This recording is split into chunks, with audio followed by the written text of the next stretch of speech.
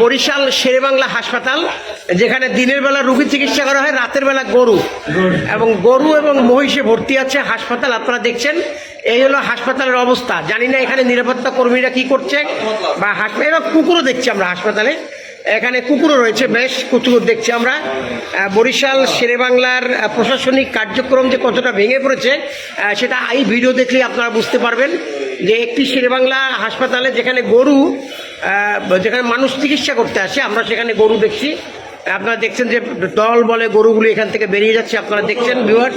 এই হলো বরিশাল শেরেবাংলা মেডিকেল হাসপাতালের চিত্র, যেখানে প্রশাসনিক অবস্থা কতটা ভঙ্গুর সেটা দেখলেই আপনারা বুঝতে পারছেন।